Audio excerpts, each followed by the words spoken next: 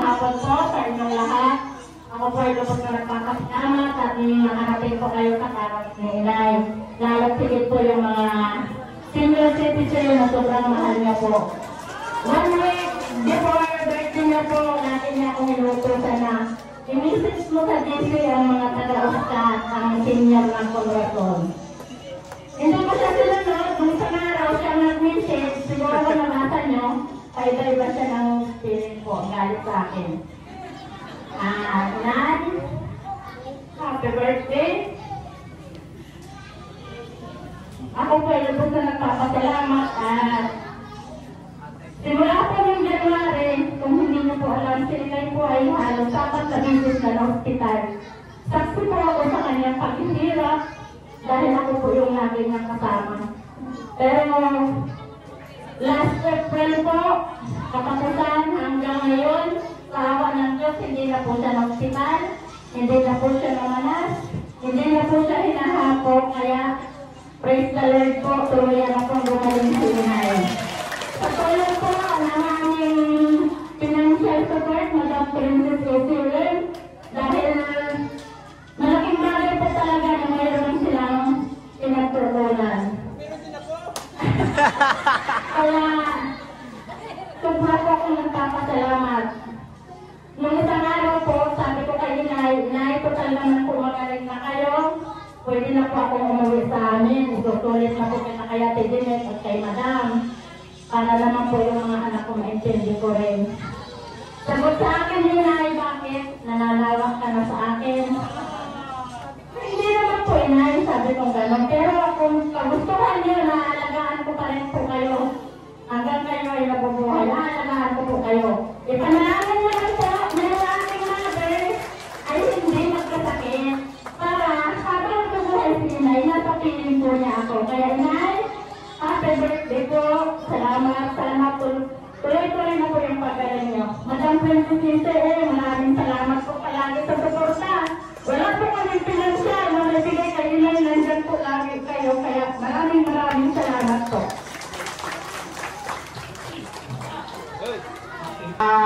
Tinawag ako na yung aking mahal na asawa at yung mahal ko doon. Magulat, hindi man iba, magulat. Ako'y nagpapasalamat sa inyo sa mga kaibigan ko dyan, kung mga kumari, pare, mga senyor at senyorong, at sa aking minamahal na kapatid, at sa mga kapatid ko, inaanak ko, sa kasal sa dunyag. Happy birthday! Kay Inay! Happy birthday!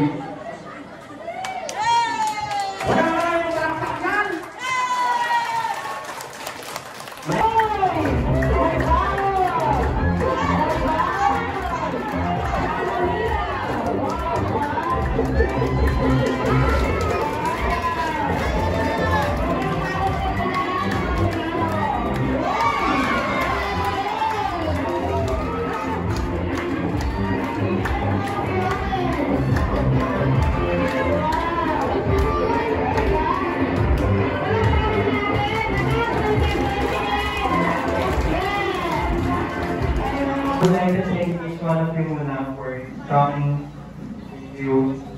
Inay, happy 18th birthday.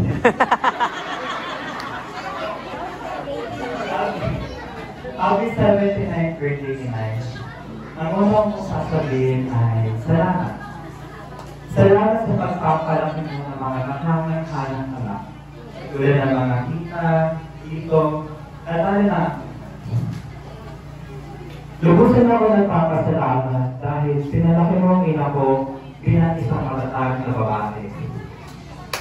At isang kuwangan ng inspirasyon at integridad para sa lahat. Salamat dahil lagi mo akong biniwelcome pag-ubuuwi ako at nakapagpalilin mo ang sweetness mo na hindi nawawala. At salamat po ulit, Inay, dahil pinalakas po ako bilang isang magalang, mabait at magaling na bata. Ang pangalawa ko naman gusto sabihin sa'yo na Inay ay mahal kita. Iyan po ang lagi mong tandaan. na may taong nagmamahal sa'yo. At kahit na malayo kami, lagi mo tandaan, Inay, na mahal ka po namin. At ang muli ko pong sasabihin, Inay, ay sorry. Sorry, Inay, kasi bihira ako nakakadalaw dahil bihira ako sa pag-aaral ko. Pero lagi mo tandaan, Inay, na palagi ka na sa puso ko. Lagi mo tandaan, Inay, na may espesyal na lugar sa puso ko. Kahit na malayo ako sa iyo, ramdam na ramdam mo pa rin ang pagmamahal mo. I would like to wish you a happy birthday and good health tonight. I love you so much. Happy birthday. Thank you, friend. So, Inay, alam niyo na, Inay, ang daming pinagdaanan at pagsubok ng nanay ko. Hindi lang sa kanyang katawan, hindi lang po sa kanyang financial na kailangan, sa dami-daming lagong na dumating sa kanila, pero hindi siya bumigay para sa aming magkakapatid.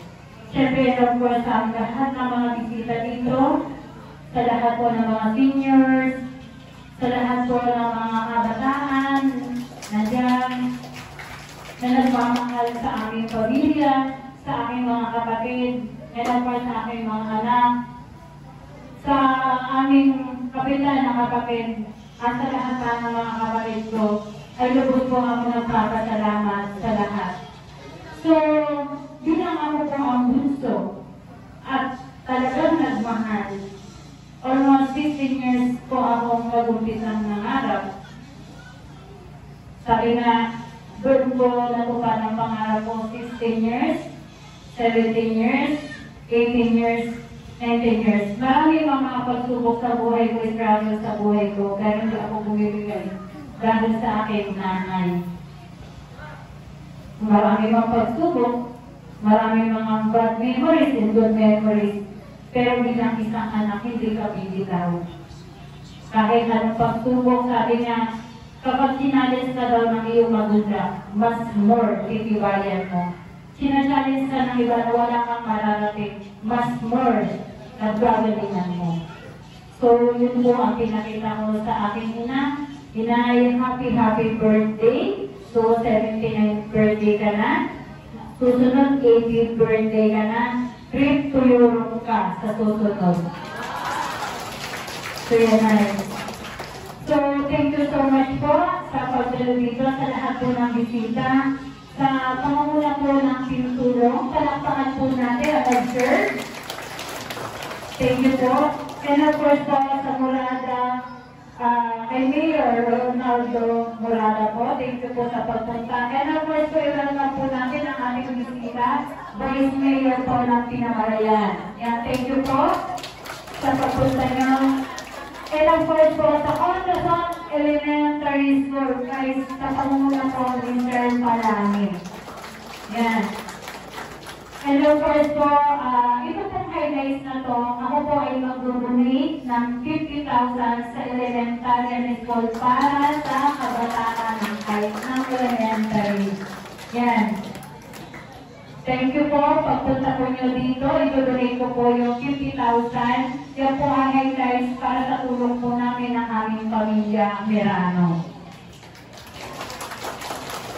And of course po sa senior citizen, sa pangunguna po ni Madam Ella, sa bayan ng Balsud, ako din po ay mag-donate din po sa inyo. Sabihin nyo lang po sa akin. And of course po dito sa senior, darating na December, ako po ang magpapa-Christmas party muli sa inyong lahat. And of course po, thank you din po sa LG Urban School sa nagpunta po dito. And of course po sa Sangguniang Bayan Members, thank you so much po. At sa kapitan po ng Barangay Wawa, nandun po sila sa dulo. Thank you po sa Barangay Kapitan ng Wawa at sa Family Litoral. Sa lahat po ng Pinamarayan, thank you so much po sa pagpunta niyo po dito. Maraming salamat po. Sa pamayanan po ng Barangay Corazon na nagputol po, kayo po ay magtutulay po ako sa inyo ng inyong uniform na bago para sa inyo gagamitin sa inyong pagsasayaw at pagpupulong po dito sa ating sa iba't ibang barangay po. Yan. Salamat po sa inyo. And of course po, kay Madam Aubrey Berino, Principal po ng Pag-asa National High School. Thank you, Madam. Principal po siya ng National. Ako po ay kasama sa Brigada Eskwela. At dito din po sa high school, ako din po ay mag-donate para sa Brigada.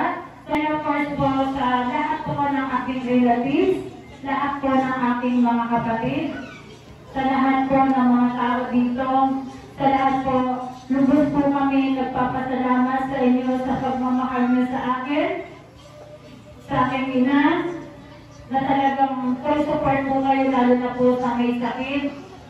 Ang aking ina na dinadalo niyo dito na hindi po kayo humihinto. So yun, so sa lahat po ng mga senior, sa lahat po ng mag-donate po ako sa senior ng barangay ng Corazon, ng Bansod. So yun lang po, sa lahat po ng mga senior citizen, ako po ay may regalo sa inyo. Papadistribute ko po yan sa aking ina. Lahat po ng senior na dumalo dito, may cake pa 500. Yan.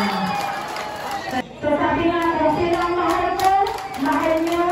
So tayo lahat dito ko, may saya. Ito patuloy po natin kung anong nasimulan. Sir po namin is Manda. So sa po kayo dito at i-hour ko po sa inyo 50,000 pesos.